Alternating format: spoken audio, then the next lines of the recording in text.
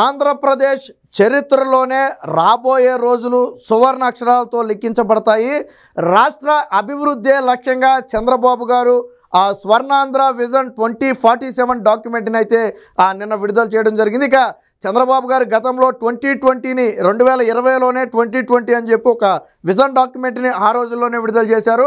రాబోయే 20 సంవత్సరాల్లో టెక్నాలజీ ఎలా పెరగబోతుంది, ఆ జనాభా ఎలా పెరగబోతున్నారు, ఏ ఏ అవసరాలు ఉంటాయనే అంశాలకు సంబంధించి గతంలోనే చంద్రబాబు గారు చేశారు. ఆ తర్వాత ఆ 2020 ఎంత సక్సెస్ అయిందో మనందరికీ తెలుసు. ఇప్పుడు అదే స్ఫూర్తితో ఆంధ్రప్రదేశ్ అభివృద్ధి లక్ష్యంగా 2047 స్వర్ణాంధ్ర విజన్ డాక్యుమెంట్ని అయితే విడుదల చేయడం జరిగింది. దీనికి సంబంధించిన కార్యక్రమం అయితే నిన్న జరిగింది. మంత్రులతో పాటు ఉప ముఖ్యమంత్రి పవన్ కళ్యాణ్తో పాటు నారా లోకేష్తో పాటు కీలక నేతలందరూ కూడా ఈ కార్యక్రమంలో పాల్గొన్నటువంటి పరిస్థితి. సో సుస్పష్టమైనటువంటి లక్ష్యాలను అయితే 2047కి అయితే నిర్మించుకోవడం జరిగింది. ప్రభుత్వాలు ఉండొచ్చు, మారొచ్చు, లేదా అధికారులు ఉండొచ్చు, మారొచ్చు, బట్ లక్ష్య సాధన దిశగా ముందుకు కదలని చెప్పి నిన్న చంద్రబాబు గారు అయితే చాలా స్పష్టంగా అయితే చెప్పడం జరిగింది. ఒక రకంగా ఈ 2047 అంటే 2047 నాటికి ఆంధ్రప్రదేశ్ 100% అక్షరాస్యత సాధించడంతో పాటు $42,000 ఆర్థిక వ్యవస్థగా మారటంతో పాటు ఇతర అన్ని అంశాల్లో కూడా పూర్తి పురోగతి సాధించడం, నిరక్షరాస్యత ప్రస్తుతానికి 4%గా ఉన్నటువంటి నిరక్షరాస్యతను 2%కి తగ్గించడం, ఆయు ప్రమాణం ప్రస్తుతానికి 70 సంవత్సరాలుగా ఉంది, దాన్ని 85 సంవత్సరాలుగా పెంచడం, అక్షరాస్యత ప్రస్తుతం 72%గా ఉంది, దాన్ని పూర్తి 100% అక్షరాస్యతగా మార్చడం, అలాగే పెట్టుబడుల ఆకర్షణ రాబోయే రోజుల్లో భారీ స్థాయిలో ఆంధ్రప్రదేశ్లోకి పెట్టుబడులు రాబోతున్నాయి. ఎందుకంటే ఇక్కడ మనకు సమర్థవంతమైనటువంటి మానవ వనరులు ఆంధ్రప్రదేశ్లో ఉన్నాయి. ఇదే సమయంలో మనకి ప్రకృతి సంపద కూడా కావాల్సినంత ఉంది. అన్నిటికీ మించి పోర్టులు కానివ్వండి, నదులు కానివ్వండి ఆంధ్రప్రదేశ్లో పుష్కలంగా ఉండటంతో ఖచ్చితంగా ఈ సహజ వనరులను సక్రమంగా వినియోగించుకుంటే 2047 నాటికి అనుకున్న లక్ష్యం సాధించడంలో ఎటువంటి సందేహం ఉండబోదని చెప్పి నిన్న చంద్రబాబు గారు అయితే చాలా స్పష్టంగా చెప్పడం జరిగింది. దీనికి సంబంధించి ఒక సుస్పష్టమైనటువంటి లక్ష్యాలు నిర్దేశించుకోవడంతో పాటు ఒక 10 సూత్రాలను అయితే నిన్న చంద్రబాబు గారు అయితే విడుదల చేయడం జరిగింది. ఇక డిప్యూటీ చీఫ్ మినిస్టర్గా ఉన్నటువంటి పవన్ కళ్యాణ్ కూడా నిన్న మాట్లాడుతూ ఒక వ్యక్తి కోసం కంటే కళ అది కోట్లాది మంది కోసం కలగంటే దాన్ని మహాస్వప్నం అంటారు. చంద్రబాబు గారు లాంటి దార్శనికుని నేత దగ్గర పనిచేయడం ఒక రకంగా సంతోషంగా ఉంది. ఇప్పుడు నేను చంద్రబాబు గారితో ఎంత సఖ్యతగా ఎంత ఇదిగా మెలుగుతున్నానో రెండు పార్టీల కింది స్థాయి నేతలు కూడా అంతే సఖ్యతతో ఉండాలి అని చెప్పి నిన్న పవన్ కళ్యాణ్ కూడా వ్యాఖ్యానించడం జరిగింది. సో మొత్తంగా నిన్న జరిగినటువంటి ఈ కార్యక్రమం భవిష్యత్తులో ఆంధ్రప్రదేశ్ రూపురేఖలు ఏ విధంగా మారబోతున్నాయి అనేది చాలా స్పష్టంగా చేసింది. ఇంకో పక్క అమరావతి నిర్మాణం శరవేగంగా పూర్తవుతుంది. దాదాపుగా రాబోయే 3 ఏళ్లలోనే మెయిన్ నిర్మాణాలన్నీ కూడా పూర్తి చేస్తామని చెప్పి ఇప్పటికే మంత్రి నారాయణ కూడా చెప్పడం, దానికి సంబంధించి ఇప్పటికే 20,000 కోట్ల పెట్టుబడులకు సంబంధించి నిధులు విడుదల చేయడం, దానికి సంబంధించిన జీవోలు విడుదల చేయడం, అలాగే కేంద్రం నుంచి కూడా అమరావతికి కొన్ని ప్రాజెక్టులు కీలకమైన ప్రాజెక్టులు రావటం, ఇవన్నీ కూడా ఖచ్చితంగా ఆంధ్రప్రదేశ్కి మంచి రోజులు ఉన్నాయి అని చెప్పడంలో ఎటువంటి సందేహం లేదు. ముఖ్యంగా ఆర్థిక వ్యవస్థను బలోపేతం చేయటమే దీని ప్రధాన లక్ష్యంగా అయితే కనపడుతుంది. దీనికి సంబంధించి ఒక ఆర్టికల్ అయితే వచ్చింది, ఒకసారి చూద్దాం. రాష్ట్ర అభివృద్ధికి రోడ్ మ్యాప్ స్వర్ణాంధ్ర 2047 దార్శనిక పత్రం విడుదల, $2.4 ట్రిలియన్ ఆర్థిక వ్యవస్థగా రాష్ట్రాన్ని నిలపటమే ప్రధాన లక్ష్యం. $2.4 ట్రిలియన్ ఆర్థిక వ్యవస్థ, తలసరి ఆదాయాన్ని $42,000 పెంచేయడమే లక్ష్యంగా అయితే పెట్టుకున్నారు. ప్రస్తుతానికి $3,200 ఉంది, అది $42,000 పెంచడమే ప్రధాన లక్ష్యం. అయితే దీన్ని సాధించడానికి AI ఆర్టిఫిషియల్ ఇంటెలిజెన్స్తో పాటు డీప్ టెక్ వంటి ఆధునిక సాంకేతిక పరిజ్ఞానాన్ని విరివిగా ఉపయోగించుకోవాలని నిన్నైతే తీర్మానించడం జరిగింది. 2 మెగా పోర్టుల నిర్మాణం కూడా జరుగుతుంది. రాష్ట్రం అభివృద్ధి చెందే కొద్దీ పోర్టుల ఆవశ్యకత అనేది చాలా వేగంగా పెరుగుతుంది. ఈ నేపథ్యంలో 2 మెగా పోర్టుల నిర్మాణానికి కూడా నిన్నైతే గ్రీన్ సిగ్నల్ ఇవ్వడం జరిగింది. దీంతోపాటు హై స్పీడ్ రైలు రోడ్ నెట్వర్క్లను కూడా భారీగా ఆధునీకరించి డెవలప్ చేయాలనేది నిన్న ఇచ్చినటువంటి రూట్ మ్యాప్లో అయితే తెలుస్తుంది. సో విజన్ డాక్యుమెంట్ ఏదైతే స్వర్ణాంధ్ర విజన్ 2047 డాక్యుమెంట్ ఉందో దానికి సంబంధించినటువంటి ప్రతులను అయితే పవన్ కళ్యాణ్ అలాగే చంద్రబాబు గారు నారా లోకేష్తో పాటు చీఫ్ సెక్రటరీతో పాటు వైద్య ఆరోగ్య శాఖ మంత్రి వీళ్ళందరూ కూడా సత్యకుమార్ వీరందరూ కూడా నిన్నైతే దీన్నైతే విడుదల చేయడం జరిగింది. చంద్రబాబు గారు ఒకటి స్పష్టంగా చెప్పారు. రాసి పెట్టుకోండి, 2047 నాటికి స్వర్ణాంధ్ర అనేది సాకారం అవుతుంది. ఆల్రెడీ 2020లోనే 2020 అని 20 సంవత్సరాల ముందు చూపుతో నాడు నేను మాట్లాడితే ఎగతాళి చేశారు. బట్ అదే నిజమైంది. ఈరోజు కూడా నేను చేసే ఈ 2047 అంటే చాలామంది నమ్మొచ్చు, నమ్మకపోవచ్చు. బట్ కానీ ఆనాటికి ఖచ్చితంగా రాష్ట్రం అనేది పురోగతి సాధిస్తుంది. దానికి ప్రజలు కూడా విరివిగా సహకరించాలని చెప్పి నిన్న చంద్రబాబు గారు అయితే చెప్పడం జరిగింది. 10 సూత్రాలతో ప్రణాళిక, ఆరోగ్యం, సంపద, సంతోషం. సో ఈ స్వర్ణాంధ్ర విజన్ 2047 యొక్క ప్రధాన ఉద్దేశం ఏంటంటే మొదట ఆరోగ్యం, సంపద, సంతోషం ఇవన్నీ కలగలిపితేనే ఇది జరుగుతుంది. వాస్తవానికి ఇటీవల కుటుంబాలు, అందుకనే చంద్రబాబు గారు కూడా ఆయుష్ అనేది ఇప్పుడు ప్రస్తుతానికి యావరేజ్ సగటు ఆయుష్ అనేది 70 సంవత్సరాలుగా ఉంది. దాన్ని 85 సంవత్సరాలకి పెంచాలని చెప్పి కూడా చంద్రబాబు గారు తీర్మానించడం జరిగింది. అందుకనే అమరావతి లాంటి సిటీలను ఏర్పాటు చేసే సమయంలో కూడా పర్యావరణానికి అత్యంత ప్రాధాన్యత ఇస్తూ కొంత ఏరియాను దానికోసం పెట్టారు. ఎట్టి పరిస్థితుల్లో దాని జోలికి వెళ్ళకూడదని కూడా కొన్ని తీర్మానాలు కూడా చేయడం జరిగింది. సో అంటే ఖచ్చితంగా ప్రజల ఆయు ప్రమాణాన్ని కూడా పెంచాలి అనేది చంద్రబాబు గారి ప్రధాన ఉద్దేశం. పూర్తి స్థాయిలో అక్షరాస్యత, వాళ్ళకి సంపూర్ణ ఆహారం, ఇప్పటికి కూడా కొంతమంది ఆహారం అందక చనిపోతున్న కేసులు అక్కడక్కడ దొరుకుతున్నటువంటి పరిస్థితి. సో అవి పూర్తిగా నిర్మూలించడంతో పాటు, నిరక్షరాస్యతను నిర్మూలించడంతో పాటు ఏదైతే పేదరికం ప్రస్తుతానికి 4% ఉందో దాన్ని 2% తగ్గించాలి అనేది అయితే దీని ప్రధాన లక్ష్యంగా ఉంది.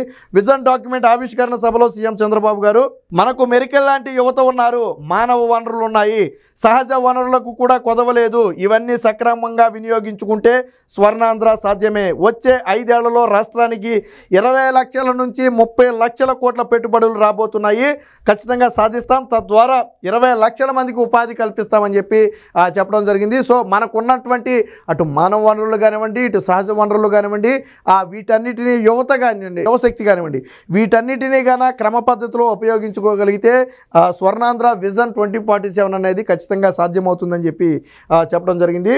సో 25 ఏళ్ల రాజకీయ స్థిరత్వంతో సమగ్ర అభివృద్ధి, కులం ప్రాంతం పరంగా కొట్టుకునే రోజులు పోయాయి.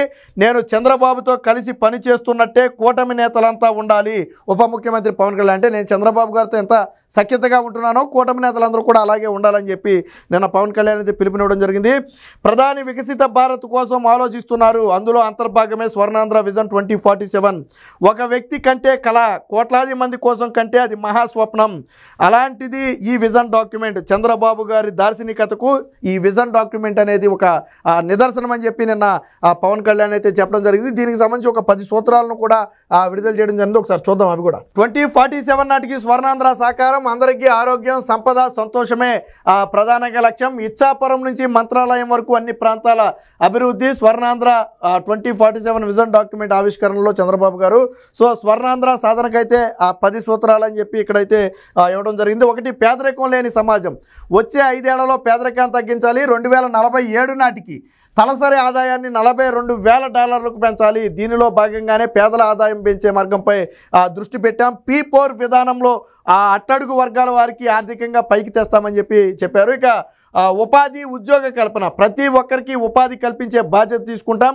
వర్క్ ఫ్రమ్ హోమ్ విధానం అందుబాటులోకి తెస్తాం. జనాభా పెరగాలి, దీన్ని విస్తృతంగా ప్రజల్లోకి తీసుకువెళ్లాలని కూడా చెప్పడం జరిగింది. ఇక నైపుణ్యం, మానవ వనరుల అభివృద్ధి. ప్రపంచంలోని అత్యుత్తమ విశ్వవిద్యాలయాలు ఆంధ్రప్రదేశ్కు వస్తున్నాయి. విశాఖపట్నం, తిరుపతి, అమరావతిలో నాలెడ్జ్ హబ్లు ఏర్పాటు చేస్తున్నామని చెప్పి చంద్రబాబు గారు చెప్పారు. ఇక నీటి భద్రత, నదుల అనుసంధానం పూర్తి చేస్తాం. కనీసం 500 టీఎంసీల నీటిని గోదావరి నుంచి పెన్నా, బనకచెర్లకు తీసుకెళ్లేలా ప్రణాళికలు రూపొందిస్తున్నాం.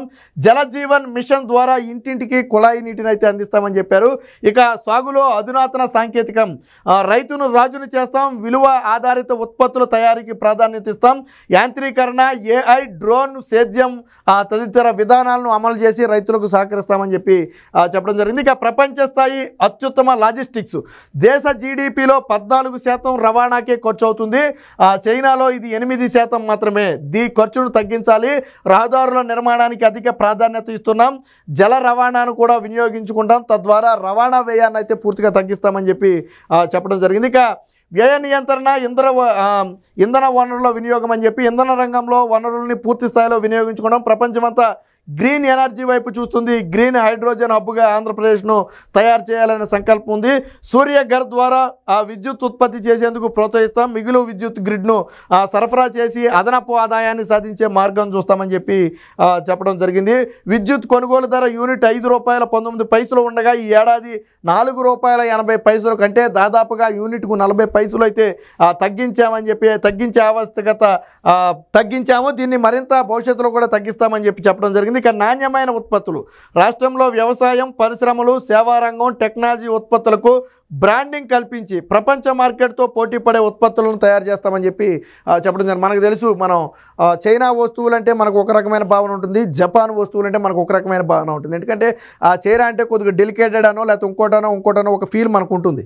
బట్ జపాన్ అనేటప్పటికీ కాస్ట్ ఎక్కువైనప్పటికీ కూడా దానిలో క్వాలిటీ కానివ్వండి, దాని బ్రాండింగ్ కానివ్వండి చాలా పకడ్బందీగా ఉంటుంది. వాళ్ళు ఏ విషయంలో కూడా రాజీ పడరు. సో అలాంటి ప్రపంచ స్థాయి ఉత్పత్తులు ఆంధ్రప్రదేశ్ నుంచి కూడా తీసుకొస్తామని చెప్పి చెప్పడం జరిగింది. స్వచ్ఛాంధ్ర, ప్రతి ఒక్కరూ స్వచ్ఛాంధ్రను జీవితంలో ఒక భాగంగా చేసుకోవాలి. పల్లెలు పట్టణాల్లో స్వచ్ఛాంధ్రత పాటించాలని చెప్పి చెప్పడం జరిగింది. ఇక అన్ని రంగాల్లో విస్తృత సాంకేతిక డేటా అనేది భవిష్యత్తు సంపద. వివిధ రకాల డేటాలను అనుసంధిస్తాం. తద్వారా మనం తీసుకునే నిర్ణయాలు సంపూర్ణంగా ఉంటాయి. ఎంత కష్టపడుతున్నాం అనేది ముఖ్యం కాదు, ఎంత స్మార్ట్గా పనిచేస్తున్నాం అనేది ముఖ్యమని చెప్పి చంద్రబాబు గారు అయితే చెప్పడం జరిగింది. సో ఈ విధంగా పవన్ కళ్యాణ్ లాంటి మిత్రుడు ఉండటం ఒక సంతోషం అని చెప్పి నిన్న చంద్రబాబు గారు చెప్పడం జరిగింది. ఇప్పుడు ప్రస్తుతం మనం ఏ విధంగా ఉంది, భవిష్యత్తులో ఎలా ఉండబోతుంది అనేది ఇక్కడ స్పష్టంగా ఉంది. ప్రస్తుత జనాభా 5.3 కోట్లు, 2047 నాటికి 5.8 నుంచి 6 కోట్లు అవ్వచ్చు. అక్షరాస్యత 72% ఉంది ప్రస్తుతం, అది 100% అవ్వాలి. ఆర్థిక వ్యవస్థ ప్రస్తుతానికి $170 బిలియన్ ఉంది. దాన్ని $2.4 ట్రిలియన్ మార్చాలి. ఇదే అతిపెద్ద సవాల్ అని చెప్పొచ్చు.